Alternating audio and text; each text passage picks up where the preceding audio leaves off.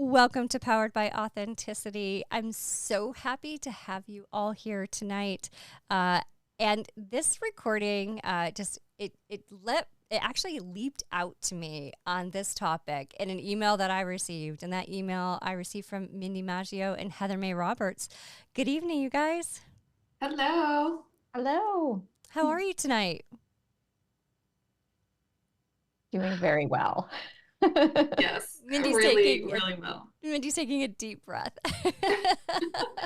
I'm feeling very comfortable being with you tonight, with both of you. So thank you for having us. Well, thanks for being here. As we get started, just one thing that I wanted to do in January is I kind of kicked off the month with what I was working on, and what it was for my intentions. And those intentions in the beginning of the year were to set my intentions. What are the goals personally and professionally that I wanted to achieve? And help to find resources for everybody as to what do you do with those goals and aspirations that you document. So, I'm so happy to have you guys here because I know you're great resources on this topic, and I really appreciate it. And with that, I'd love for you to tell us a little bit about yourselves.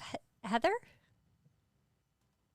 Sure, I'll go first. So my name is Heather May Roberts, and I'm a women-centered transformational coach and facilitator.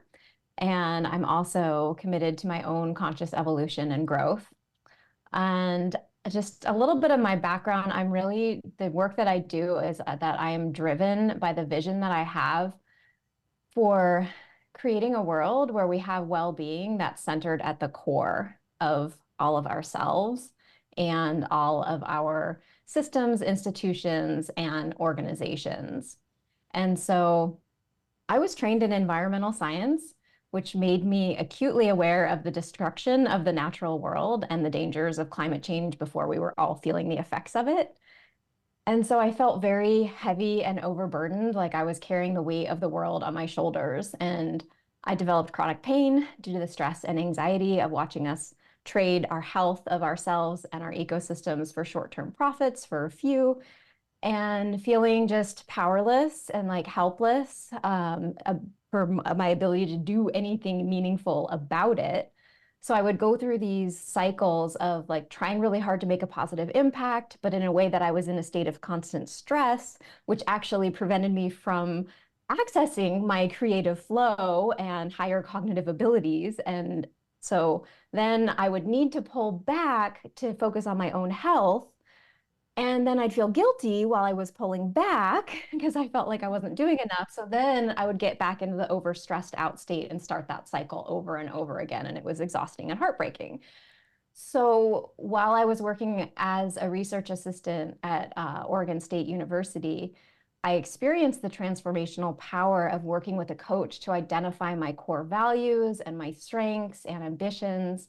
And it was the first time that I felt like I might actually be able to make a meaningful difference. And so I started asking the question, like, what is my role to play? What is my part? And I stopped trying to be everything for everyone and do everything for everyone. And so I realized that my role is really, it's a kind of a meta role. It's like my role is to help others discover their role and how we can all contribute in our own unique ways based on our strengths and experience and interests. And because I believe it's all of us that reaching our potential is what's going to change the world. So working with a life coach changed my life, and I've always been driven to help people with their personal and professional development. So I decided to become a life coach. I decided to focus on working with women because I got sick and tired of watching brilliant, caring women, including myself, filled with self-doubt and self-judgment that blocked them from bringing out their brilliance, and having this like excruciatingly painful gap between all of the knowledge and wisdom they held inside and how they could actually show up in the world. So to wrap up, now I help purpose-driven women develop the foundational skills of self-leadership that's necessary to thrive and make their greatest positive impact in the world. So that self-leadership, it's that ability to influence and direct your own thoughts and actions to successfully reach your goals and build a satisfying life. And everything is based on your relationship with yourself.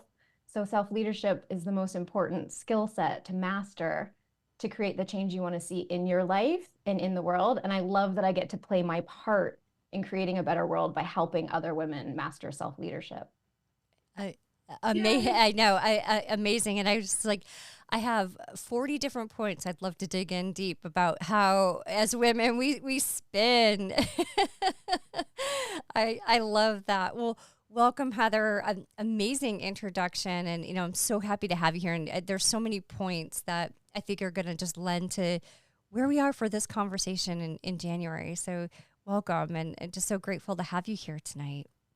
Yeah, thank you. Mindy. Now you can see why I work with her. I know. Isn't she amazing? Oh my gosh. Yeah, so I also work with women, and I like to say that my heart is on fire, really to empower women to live an authentic life on purpose. And I love that that's the name of your podcast is authenticity, purpose driven. What is it now? I can't Powered remember by it. authenticity. Powered by authenticity. Yes. And it is really about helping women connect with who they are. I am also a transformational life coach, and I think of my work it's really about impact. It's about helping women who want to be purpose aligned make a significant impact through their great work by, like Heather said, creating a solid foundation in themselves first, really getting to know who they are, what they want in life, participating, like actively participating in their lives and recognizing these unconscious patterns that we really just operate by every day, and shifting into this new way of feeling empowered and connected and supported. Emily, as you know, I spent an entire career in IT, and that's how we connected. Yep. And I felt like my life was on autopilot. I was burnt out. I was stressed all the time. I was successful. I mean, you were reaching out to hire me as a consultant. I was making great money.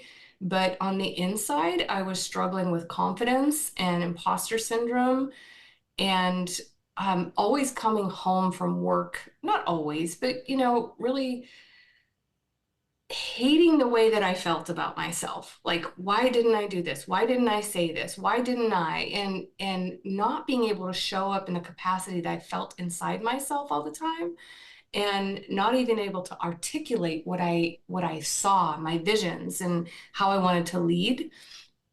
And so in 2020, when I lost a contract, when COVID started, I really reconnected with what I love doing. And like Heather, I mean, just listening to your introduction, like that was really into personal development. When I was a manager and director of people, I loved that part of my job, is really developing and connecting with people. And I had a life coach for many years, even starting in 2001, I had a leadership coach. And the change the impact that made on my life as a life coach that I had, I'd always wanted to be a life coach after working with one in 2013. I stepped into that myself. So I started my own business. And the biggest part of why I did that, especially at that time during the pandemic, is creating a sense of community for women. That is something that I was really drawn to, is that sense of belonging and helping women be seen, heard, empowered, valued in a safe environment where they can talk about this stuff. So I built a company called Bridgeville Networking and Coaching Community and brought female leaders in technology together. And that really started unlocking like what was really going on with women. And then I started to understand more, like, how can I best help them? And it was, like Heather said, the deep work that I was going through, the deeper transformational work that I was going through. And so I went into a coaching program to become a transformational facilitator. And that's where I think both Heather and I learned this, really how we do this, how we unlock this potential in women, is helping them see inside them and create that deeper meaning in their lives. So I can go on and on as well. But together, what happened was Heather and I like saw each other in this program, and we said, we need to work together. like we both saw this concept of self-leadership for women, and we loved building connection and community. And so we created this community called the Creator CoLab for women. We knew that this was a resource that was needed for women to cultivate their growth and build confidence. Like confident women, brilliant, confident women Yep. out there still not feeling that way. Yep. We work with these women now. I just got off of a mastermind with a bunch of brilliant women who are struggling with these things that we're talking about. And it's amazing to me. They're successful women, but we still have this. So in the Creator CoLab, it is a transformational learning space for women, and that helps them grow, build their confidence. And we love to challenge traditional sources of power and help them tap into that. Yeah. I love that, and it's funny you say that. So I'll share a personal story. Is that some weeks are easier than others for women. Well, for everybody, but so I feel like as females, we internalize so much that's going on in the outside world. It gets us all jumbled up inside. Like and then where's your confidence? And last night I was leaving the gym, and I'm like, maybe that teacher was right. Maybe I shouldn't be my own business owner, and it's like, cause you're feeling it. So I love hearing that the work that you guys are doing to make sure that there's a space for people to go and be able to know that like-minded women are out there and they have a place to grow and transform and, just be heard and seen, which I think is so important. It really is so important. And that was one of the things that Mindy and I really connected on from our training, was that if you are a woman who's on the leading edge of conscious evolution, you need a space where people can see you and treat you as who you're becoming, not who you were in the past and not like who you are now. And so a lot of times our family and friends and colleagues, like they've known us for a while. And so they respond to us based on our past. And we're like, we want to be in the future. We want to be working towards, having that confidence and being able to show up fully and authentically. Yep. But if we don't have an actual environment, a community to do that in, it's incredibly difficult. Yeah, absolutely.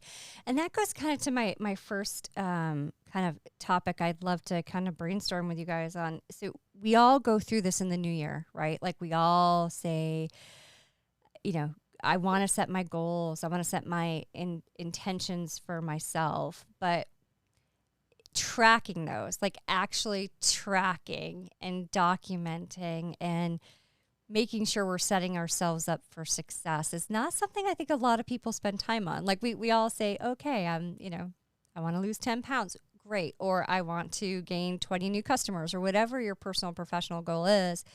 But any thoughts from you guys, especially with, I know the just cohesiveness that you can bring to individuals, any ideas about how people can really set those goals and intentions, capture them, and track success? Yeah, this is such a great question. And when we get together, when Heather and I plan, we typically plan our quarter. So that's something that we do in the CoLab. We also do it for ourselves. And last quarter, so at the end of last year, we created a project for ourselves called Calendar Bliss. And so it's so funny that you're asking this question, because we spent a lot of time building structure that created freedom in our lives. That's what we did it for. And that's why we called it Calendar Bliss. And so, of course, we want to plan out our calendar, right, for our businesses. But we also guide women through really connecting with what they want on a quarterly basis, like really setting an intention about what they want. So like you said, setting a goal, but really how you want to be. We wanted bliss in our life. So part of the process was, like, for me, I bought a bunch of notebooks, and I literally started tracking my work on paper. I am a very digital person. Everything I do is online. But I would sit down every morning and I would write out my day, and I would step into my day in my mind and visualize how I wanted to be. And I tracked my to-dos on that. And moved them over to the next day to really, in always asking myself, is it in alignment with what we're wanting to do in our businesses and what we want to do, even in our like building in personal time Yep. into our calendar. So that's a little bit of what I do. I'm sure Heather can share more about what we did with our project too. Well, I just want to speak to that because one of the things that we did is we're making time in our calendars, not just for the work. So we can think about, okay, we have these work goals that we want to attract more members or, more coaching clients. And it's like, well, what are the things that we need to do on a daily basis to support ourselves? And like Mindy said, we do that on a seasonal basis. And like right now we're in the winter season. And for me, I'm like, I have to get outside every day. I have to make sure that I get outside. I have to get enough physical activity. If I don't do that, I'm not going to be able to do the other things that I want to do in my work. And so actually carving out time and prioritizing that, even if it's like 10 minutes, so that's another thing, is like making it small enough so that it's doable no matter what. So kind of combining those things and really getting clear on why that's so important to us so that we're able to prioritize it. I like that. So it doesn't have to be this big event on your calendar. The 10 minutes of more of that focused time to your point, to walk outside or to, if it's from a professional perspective, spend 10 minutes on LinkedIn, just, going out and prospecting or doing something like that. I love that because goals and intentions, I don't know about you guys, but it's daunting. Yeah. Like we put it on ourselves to be like these incredible, huge items when it could just be these small, tangible things make us feel rewarded as we go through. Yeah. And if you're like me, we have to work hard to feel successful, right? Yeah. That's what we thought anyway. So a big theme, even in our calendar, is first of all, like the fact that we get to work together, we get to remind each other to check in with ourselves. Like, all right, where are we working from? And building the muscle of self-awareness of like, are we making this harder than it has to be? Are we like pushing ourselves through a time when we need to just step away, take some time away from what we're doing and relax and come back from an inspired state as opposed to the old ways of working. So just like recognizing that as a daily pattern too, like even writing it on your calendar, making a Post-it note about it, like just checking in with yourself. Yep. I like that. And I'm going to fess up to something, Mindy. I too am a digital person, but I love my paper to-do lists. Yeah. Yeah. There's something gratifying about like literally crossing it off my list. Yeah, I haven't been as consistent as I wanted to be with it. And I notice when I'm not, like, I remember when we kicked off that project last quarter, I felt so purposeful. Like I would come into my office every morning and I would look at that and I would sit down and I felt like like a kid getting, my worksheet set up for the day. And it just reminded me of old times. I'm like, and I really had like things that were purposeful. I love that feeling. I have to remind myself to consistently do it though. I'm with you. I do too. And, some days where I'm like having to carry over the to-do list to the next day, I'm like, oh, why? I should have done more today. But life gets in the way. Yeah, but something that you just said, Mindy, because that was our project for last quarter, not for this quarter. And I've been starting to bring that back in, that practice of mapping out my day on paper, even though I have things scheduled in my digital calendar, but taking a sheet of paper and just writing down like the hours in the day and filling those in with like what I want to do so that I can see how many blocks I actually have available and what's actually most important and kind of try to fit those in. But I think that what you just reminded me of is one of the things that helped us is having a project focus. So we'd have a project for the quarter and we're like, this is our project. And then we gave it a fun name. Like that was part of the Oh, that's amazing. was that, we're like, oh, it's Calendar Bliss. I want to work on Calendar Bliss. That sounds great. Let's do that. We're creating structures to support freedom and flow. Yes, that sounds good. And there were days when we would be on a call and we'd be like, yes, Calendar Bliss. Like it would be just fun. It would be fun to talk about it. That's fun. I first of all, I love the fact that you guys are naming your goals like fun little in projects, fun names, like because it helps you stick to them. Like you're excited about, oh, I calendar bliss. Like that would make me feel amazing if my calendar looked blissful. Yes, and asking the question too, is this not creating calendar bliss? You know, Right. it helps you say no to things that are not in alignment with that. Yeah. Yeah, that's very true. So, and I think that holds true for, I hate to lose track of the personal wins with some of these things as well, like our personal goals, because it should be the same thing. Like I feel like, especially as women, we get so focused on what do I have to do next to get higher within the organization or wherever my goals lead, because we are women. And, me being in tech, I feel like I have to work 20 times harder than my male coworkers because I'm still the only female 8 out of 10 times on a call. But that can impact my personal goals, like, so it's what you guys are talking about, thoughts on making sure that calendar bliss, not just from a professional project perspective, but your own personal goals. And do they tie together? Like, did you find that they were just tying together so much? Yeah. Yes, definitely. I've tried lots of different kind of task management systems and things like that. And Mindy and I will use Todoist to track those things. Yeah. And then one of the members of our CoLab was showing us how to use Trello boards. Oh And yeah. Yep. I've seen them before, but just something in the way that she showed me, there were different ways of doing it. There's ways of using the boards where you have to do, doing, done, and you're moving things. But then she had other boards where it was just places to keep track of resources and different things. And it inspired me. And so two of my personal projects for this winter, one of them is around my health and body sculpting. And so like I do weightlifting and weight training, and I'm really focused on getting that to the next level. And so I created a Trello board all around that. And on the board, I use little like emoji icons because I really like visual things. Yeah. But I have a board and I have different sections on there for, first of all, I have the purpose of why I'm doing this, why this is so important to me. And then I have specific things about what I'm doing and how I'm going about it. It's like, okay, I want to eat enough, but not too much. And how am I helping myself to do that?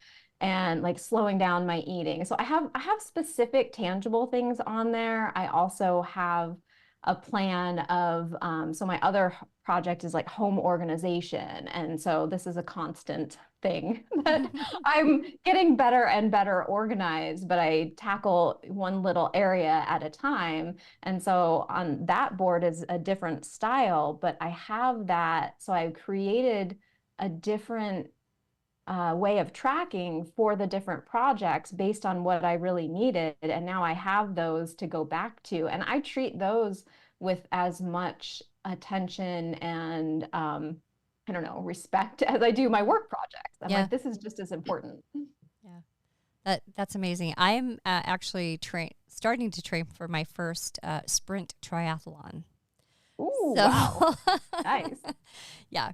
So I'm with you with the whole, but it takes time. And so it's time that I have to carve out. Right. And that's difficult. And it's also always becomes a second, third, fourth priority, and yep. So Yeah. I would love to speak to that just because Mindy knows this whole focusing on my own health and like physical well-being is something that I've wanted to do. And I've been doing it for a while, but I've just taken it to the next level. And I have so much more energy for everything else in my life. And so actually prioritizing it finally and not feeling like, well, I'm not massively overweight. So like, why should I do that? Aren't there more important things in the world for me to focus on? Yep. But I'm listening to myself and what I actually want. I'm doing this and it's creating so much energy for all the other things. And so that was a big thing, is like really just going inward and listening to what's important to me and not judging it. My mind is judging it. But I'm like, oh, I'm just going to go with it. And then I see how it's like ripple effects to all these other areas. Amazing. Amazing. Well, and again, it's so difficult sometimes to stay focused. We really try to stay focused on our goals and our good intentions. What are your thoughts on why is that? Why do we not make ourselves that is a priority to stay focused on our goals and intentions? Any thoughts? Yeah, definitely thoughts on that. When you started talking about your sprint marathon, the first thing I thought of was like schedule mindset time for yourself. Not that you were asking for advice or anything, but we don't do that. Like we don't, like Heather was even saying that we don't prioritize these things for ourselves. Like our own well-being is not prioritized. And something that Heather and I do in our business, as far as staying focused, is we will spend time at the beginning of our meetings. Not everyone, we forget sometimes, but we help each other reconnect to our why, like why we're doing this, and like really visualize what it is for us, like what we're doing, what success looks like. And when we don't do that, we go back into old patterns of behavior of working. And that causes like the lack of focus. Yeah. And then it causes the scattered work. And then you feel like you have to do everything and it just like takes over. So when you reconnect with your why a lot, that's what helped us really get more focused on, okay, is what we're working on today really in alignment with the project that we're at, or what our goal is for this quarter. And we have to check ourselves all the time because it is so easy to get busy. Yeah. Just get busy and not work from an inspired state. So it is a process. It's just a process of checking in. and I think I'm guilty of it. I don't stop to think about what I'm doing. Is this connecting me to my why of why I set this goal, this intention? And it's it doesn't take that long. And I keep going back to probably that statement, but remembering your why can take just a couple of minutes, but reset where you're launching to for the day or the week, whatever it may be. So I think what you just said there, Mindy, is a true golden nugget. Yeah. Always revisiting the why. Yeah, for sure. Yeah, I love that. Yeah. We do. I just held a workshop and we talk about vision boards. I believe in vision boards, but I believe in like the depth behind the vision board. Like it is great to go look at a vision board, but I really help people connect with like what's behind the picture, what the feeling is behind the picture, which helps them reconnect with what they want. And just step into that and help them remember that this is the feeling in which I want to be living in and creating in my life. Yeah. Yeah, because vision boards can work for you or against you. Yeah. So sometimes what happens is people put together a vision board and then they look at it, and when they're looking at it, they're comparing it to where they are, and they're feeling the gap, and they're focusing on the gap of the thing that they don't have. And so that brings their attention on what they don't have. And so that gets them further away. And so it doesn't work. And Mindy just did a workshop and she was helping people connect. And this one woman said she's been doing vision boards for years, and she never connected to how she wanted to feel. And she was literally in tears because Mindy connected her to that. And that was like this beautiful piece that could help her actually move forward towards her vision. Yeah. I sometimes feel overwhelmed too when I start to lay everything out. These are great, but where do I start? How do I go about? And that's a massive amount of change that maybe I have to realize internally. So I think a lot of people probably think about that and almost at times start to self-sabotage because it's so overwhelming. how would you guys approach somebody who, that whole self-sabotage perspective? Any thoughts on that? Well, I think on the overwhelm piece, Yeah. a lot of times what we were talking about before is how we have a quarterly focus. So even Yep. setting goals for a year sounds like a lot to me. I have kind of general ideas of what I want for the year, but if I can get it all out, like these are all the things that I want, and maybe, making a vision board, but then going into what is it that's really most important to me right now. So is we focus on like one of the things, well, something that gets in the way is if you're setting a goal, but it's actually not as important to you as other things are at this point in your life, right? You do have to choose. You can do everything, but you can't do everything right now. Yep. So at this season in your life, in the year, at this phase of your life, what is it that's most important? So having that identified, is this one of the most important things to me right now? Is it important enough for me to put my time and energy to it, and letting go of some other things? And having that seasonal perspective helps, because I can say, well, yeah, in the winter, I don't focus on these things. In the summer, I don't focus on home organization. I'm busy in my garden and camping and doing all this other fun stuff. In the winter, I will do it then, because I don't have all of these other things that are, where I choose to spend my time. Yeah. Yeah. Oh, go ahead, Mindy. And I don't think that women stop and put themselves first. Oh, agree. Like really just reminding themselves that they matter, that their priorities matter, that their self-care matters, that what they want matters, because we will do everything for everyone, you know? I mean, we want to do it. Like a lot of us, I mean, there's people-pleasing behavior behind it. So that can get in the way so quickly of your goal. That is self-sabotage, is when you're not like realizing, is this something I even want to do? What do I want? And checking in with yourself. I mean, I can't say it enough. I mean, we talk about self-awareness so much, like every day.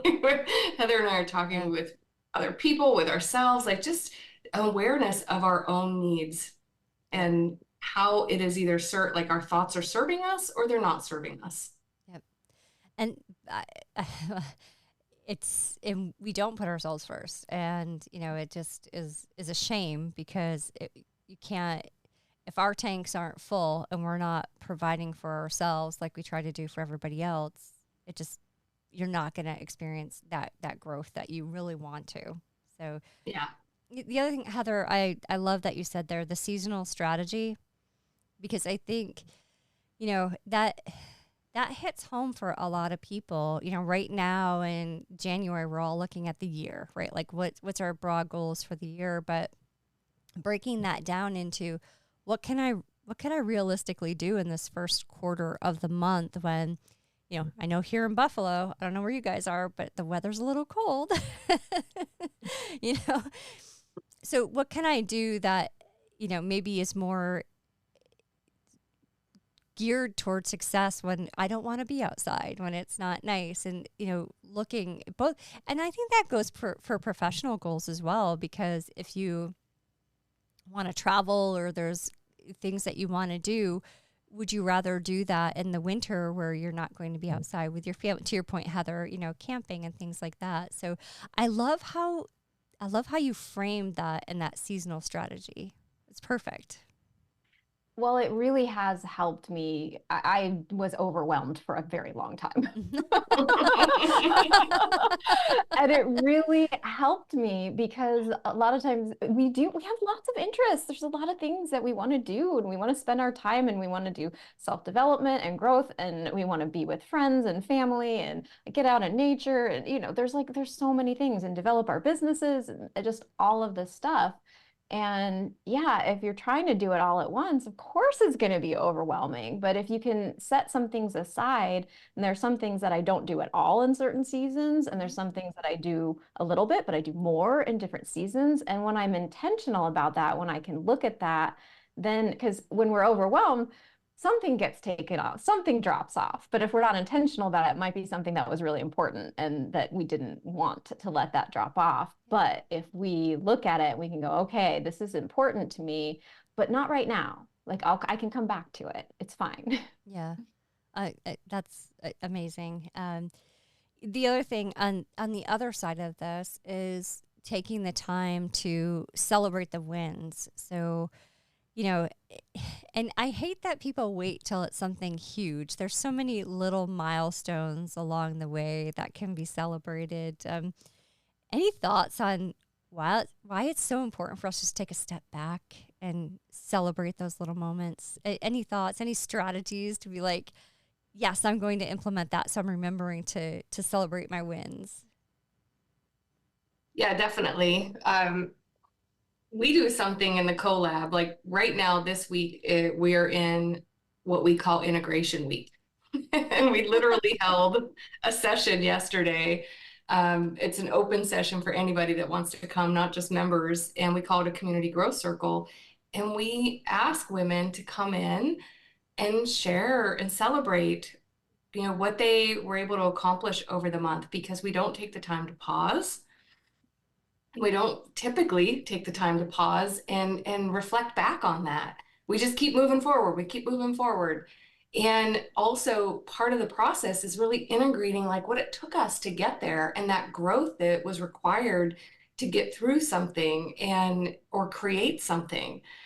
And sharing that with others like really brings it to life and helps them integrate that. I mean, Emily, you knew that I used to Yep. hold a round of applause ritual, a I roar at the loved end of it. the Yep. month. And it was really connecting women to their strengths. Like, I did this thing and I'm a badass because I did this, and this is how I did it. I was able to connect that with myself.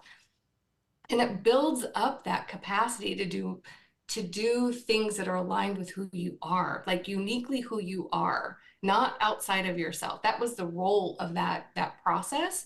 And we do that in the CoLab now with Integration Week. That's cool. Yeah, and the other thing that popped into my head, because I was part of Roar. I loved how took a moment to celebrate. You know, I come back to the word authentic because obviously it's part of my truly who I am. I do not believe that you can lead or be successful if you walk outside of who you truly are. If you stop being authentic and true to yourself. I think also the importance of when you're setting goals, remembering to be authentic and true to yourself when you're setting them. Don't go with what the latest trend is, essentially, I guess is what I'm trying to think. Any thoughts on again just staying authentic and true to yourself as you're creating and celebrating those victories and goals? Oh.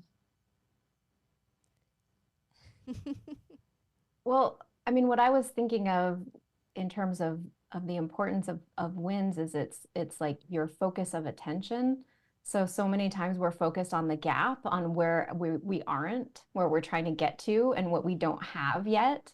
And so we take a step forward and we discount it. We're like, yeah, I did something, but it wasn't this, because we had these big goals and we didn't get there. And so then we're like putting ourselves down, or we're not actually seeing that we're making that forward progress, that we are actually taking steps that are in alignment with our authentic selves, but we're not seeing it because we're so focused on the gap. So like taking that time to actually celebrate the win and acknowledge it helps us see that. And it can also help us to see what is the next step and give us energy to actually continue taking the next step and making progress towards those goals. Oh, I love that. That's perfect.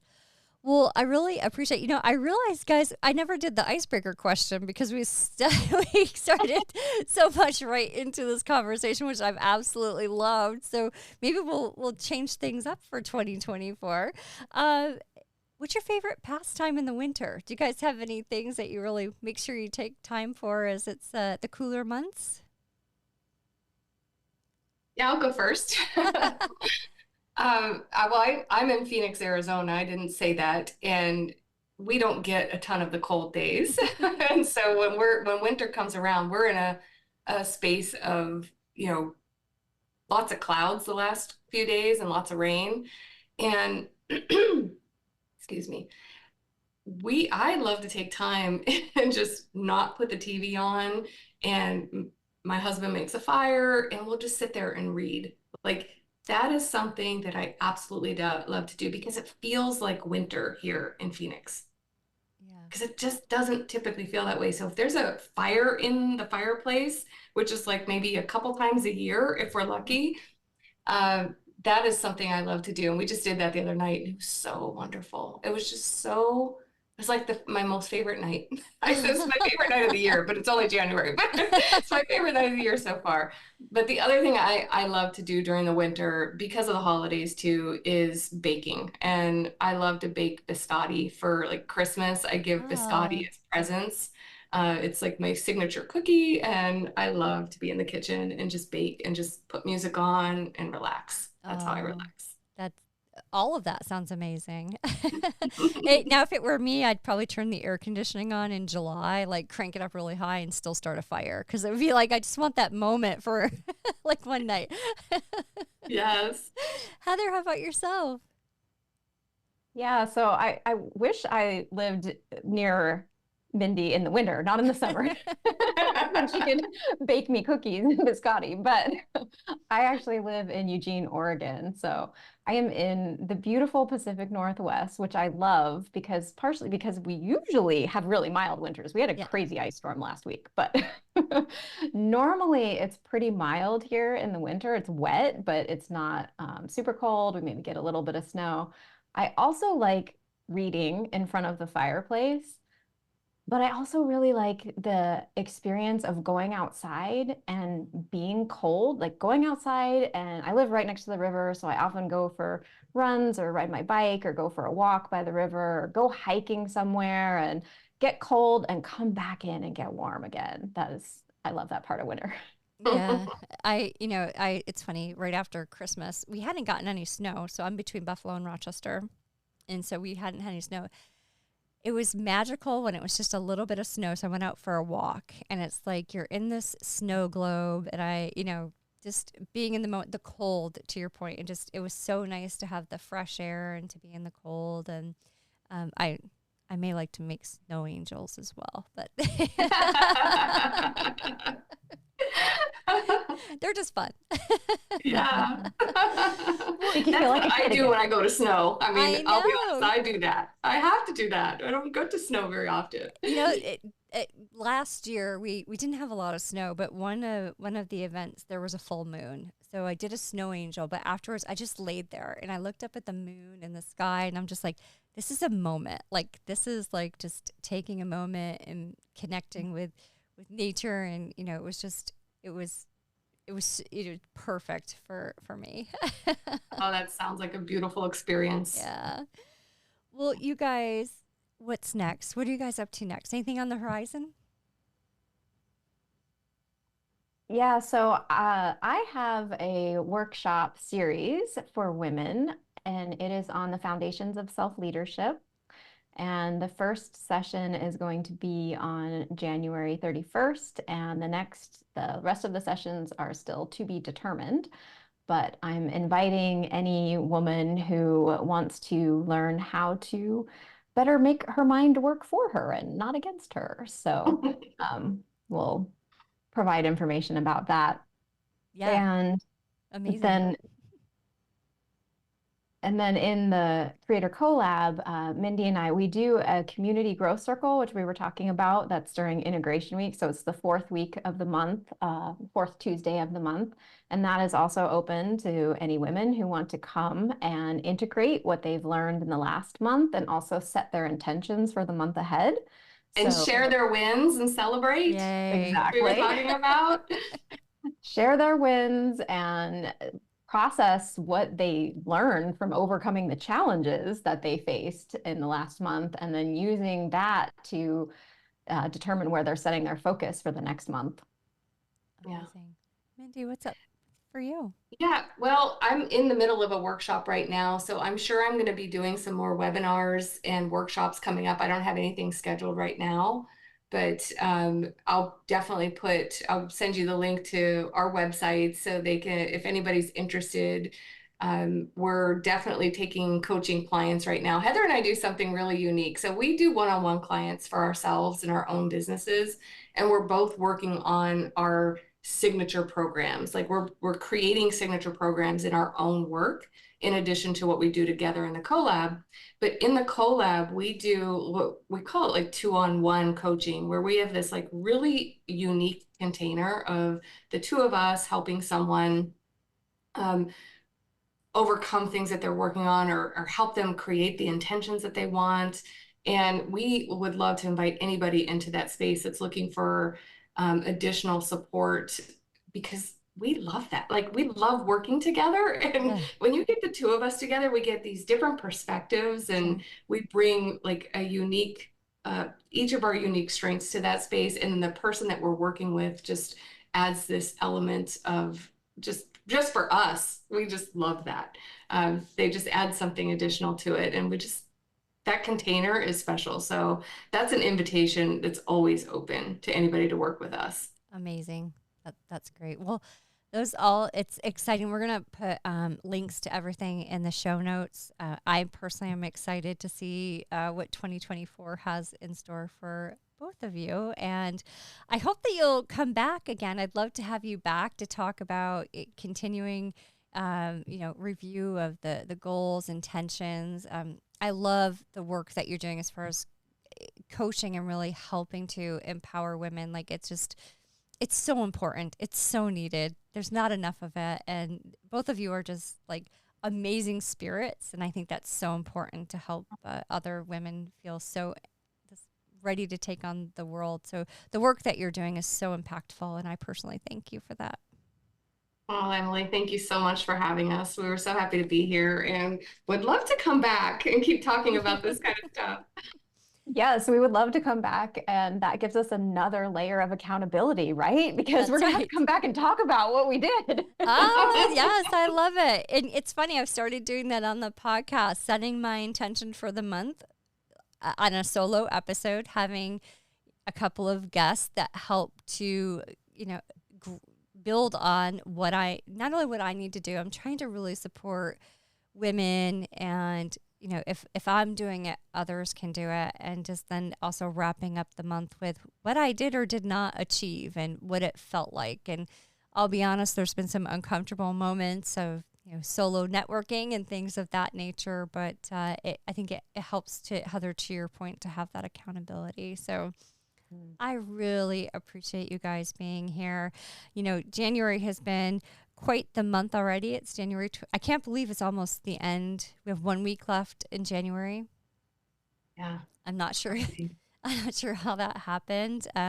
But for all of you who are still out there setting your goals one season at a time, I love that perspective. And I'm definitely going to take a look at my current goals for the first quarter and, maybe readjust a little bit about what my expectations were and bring them more into the season approach. So Heather and Mindy, your just time here has been spectacular, and I really thank you.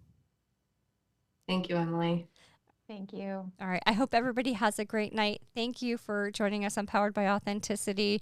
We really appreciate your support. Have a good week, everybody.